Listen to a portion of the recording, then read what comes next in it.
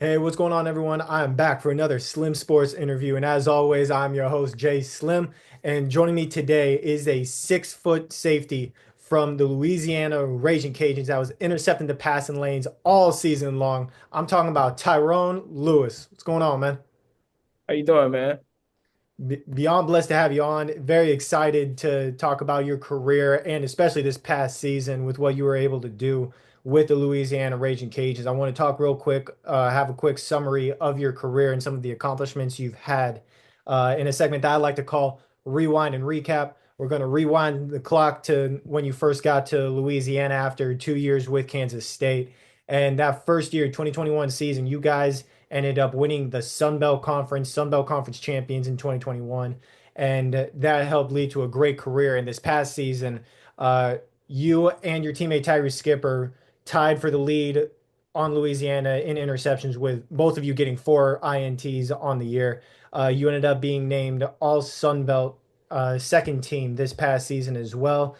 And from 2021 all the way to 2024, each year you led the Raging Cajuns to a bowl game. So 4 straight bowl games during your time with the Raging Cajuns. And that right there, that is Rewind Recap. And those 4 straight bowl games that you helped them to, they had 3 before you got there. So 7 straight for this Raging Cajuns program. Absolutely incredible what they've been able to do. As a person that's been a part of their culture the past couple of years, how would you describe that winning mentality and the culture that Louisiana has? Oh man, really, we work hard, we stay together. We push ourselves in everything that we speak. We do. So our biggest thing is speaking things into existence. And I believe in the power of the tongue and everything that I said. Or if you follow me on Twitter, or anyone that follow me on Twitter, everything I say, like, we put out there and we do, and we all believe that strongly as a whole and as a team. And that's why we're able to, go to these consecutive bowl games and stuff like that, and mainly because like we close together, and we work hard each and every day, early morning and late nights. We put in extra work and extra time.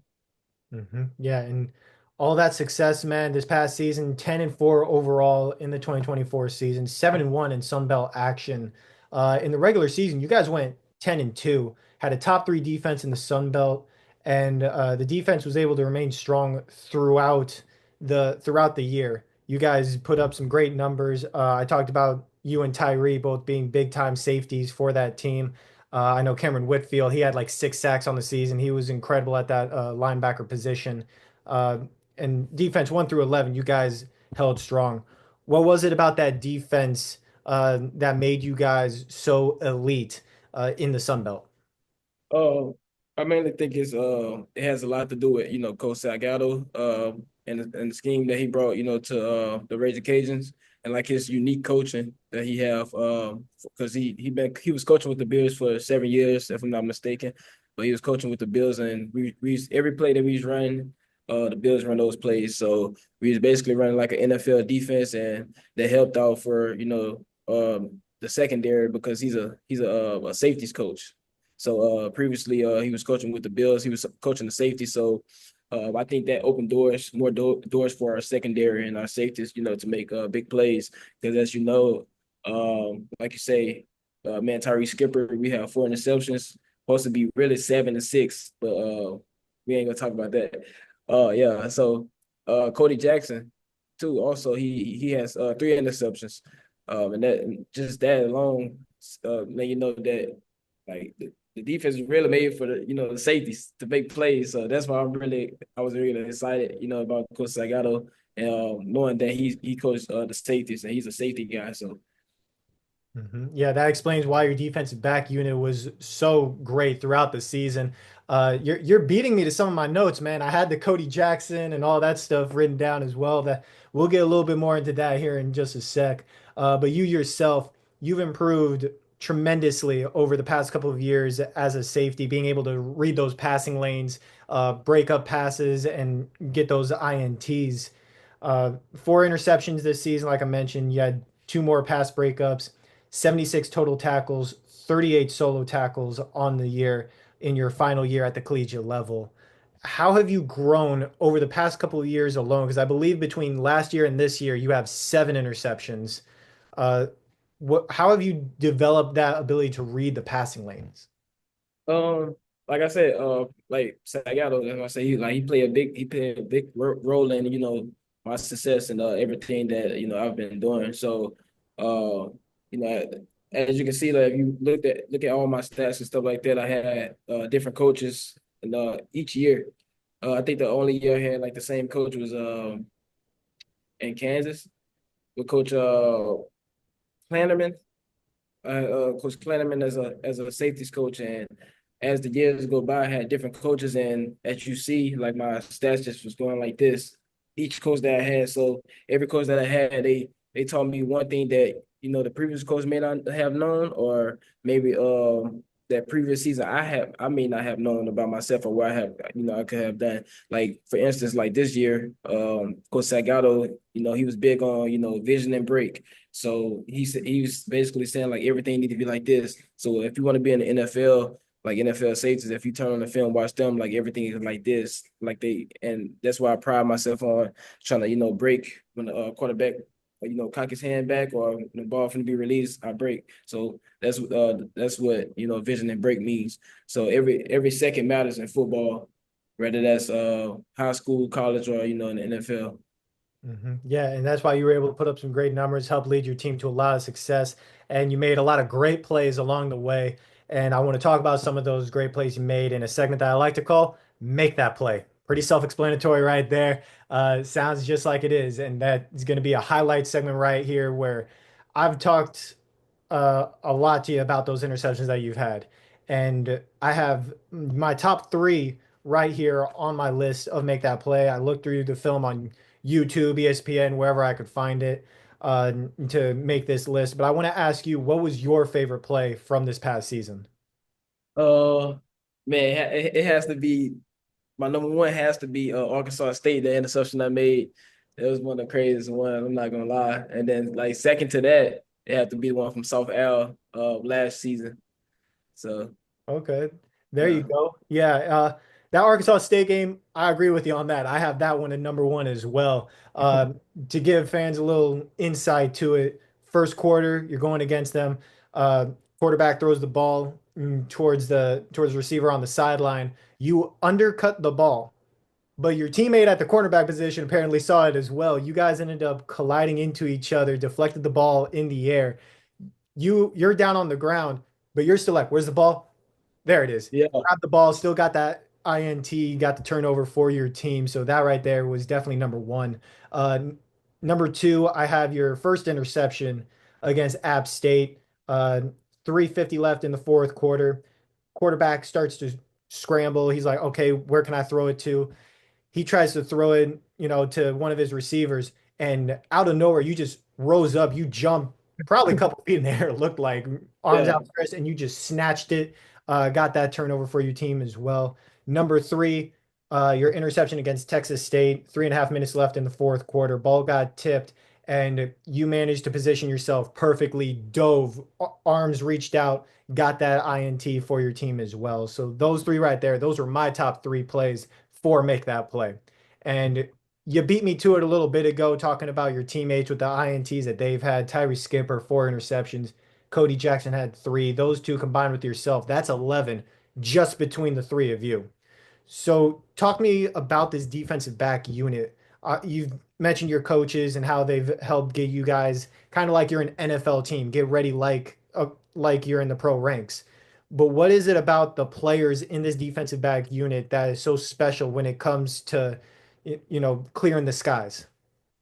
I think mainly not even just like for the defensive backs, but like for the whole defense, like KCO side, Tyree Skipper, and Cody Jackson, like and those guys, even Keon Martin, like we always be like, beat me to, like with KCO side, be like, beat me to the ball, like beat me there, don't meet me there. And when I say that, we were meaning like the tackles. So like we was competing with each other with tackles and stuff like that. He obviously got me by a mile. Uh, with like I think 115 or something like that, so to say. But yeah, that's what the linebackers like with the tackling deal. I was competing with them with that, and that's to that that was that would we set in stone to.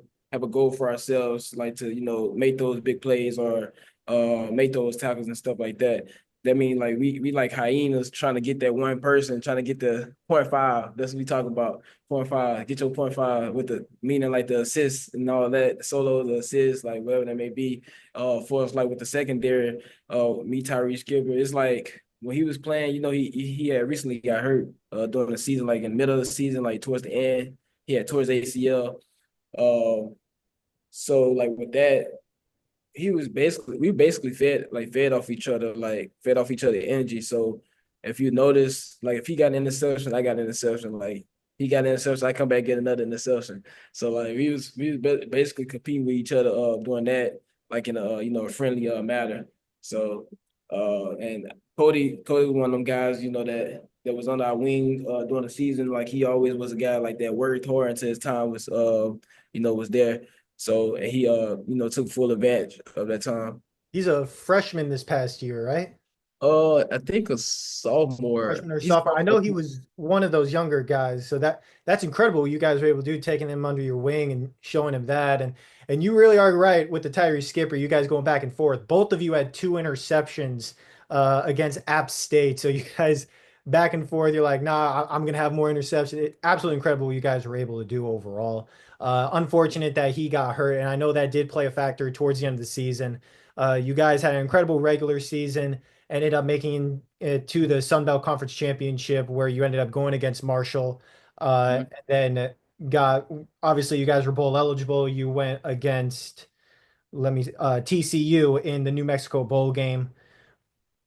Those two games, if you were just watch those two games, that was a completely different Louisiana team as the rest of the regular season. Offense wasn't able to score as much like they were, scored only 3 points in each game. And then defense, it just seemed like there was something missing. Maybe it was that Tyree Skipper factor or something else. But as that guy that was on the field, what would you say was the difference in those final two games compared to the rest of the season? Oh man, I think to be honest, I think some guys may not have been ready, to play in that game, or I don't know if everything, happened too fast for certain guys or not. But I can't speak for everyone, but all I can say is we just guys that's just coming back have to, work hard and learn for those mistakes and stuff like that. And like take every game like it's play every game like it's the championship or it's their last game. And that was my biggest thing, like, going through this year, playing like every game is my last game, like which it was, or I may not know, because like I declare for the NFL, but the Lord say the same, I'll be playing on Sundays. But speaking on, the Marshall and TCU game for us, like offense and defense, like I said, like I don't think guys came in ready, or it may happen too fast for guys, but like we prepare our butts off and our tails off for, every practice and every opportunity we had to like just do our scout, go over the scout report of those two teams. But we came up short on both of them, and it was like the same score, like within the both weeks, like 34-3, 30-3, or whatever that may have been. But I don't know. And then also the transfer portal, the opting out, all those things, play a part as well. So Yeah, that's an unfortunate part of college football nowadays is you got people that want to leave before the bowl games and it's a really interesting factor. But you yourself, you still put up some great numbers in both of those games. Had I believe 5, 6 tackles in each game where you were able to uh, try to create some kind of spark for the defense. You have that championship pedigree. You saw what it took to win the Sun Belt Championship back in 2021. So you're that veteran guy that knew what you had to do. Walk me through those two games for yourself individually. How did you prepare for them and how did you execute what you had to do on the field? so what I do like to prepare for them, for Marshall, what I was doing, like every morning I was waking up early, get an early stretch in.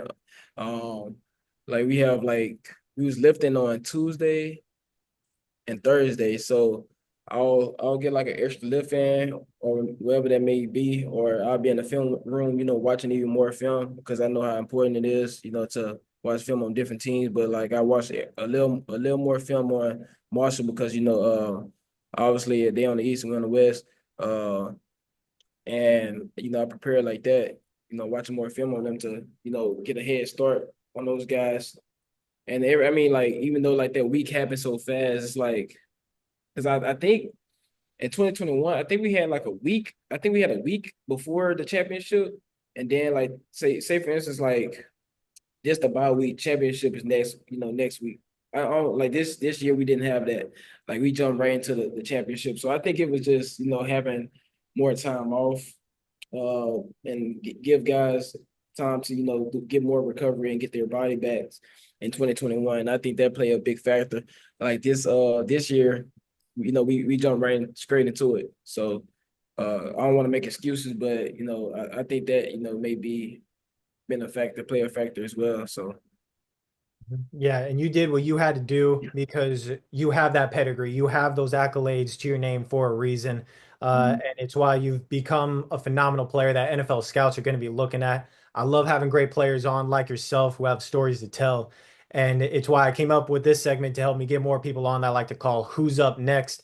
In this segment, you can tell me as many names as you want to for me to reach out to have on for interviews on the podcast this season, next season, and future seasons.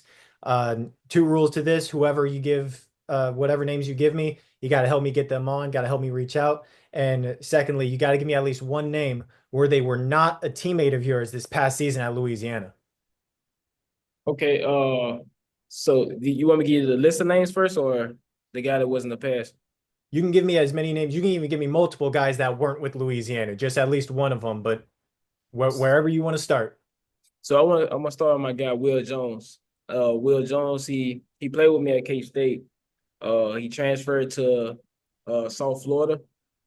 And then like he had a little journey. He transferred from South Florida, went to ODU. He had 3 interceptions, I think like 40 total tackles. Um, he just recently hit the portal again. I think he want to get back closer to home.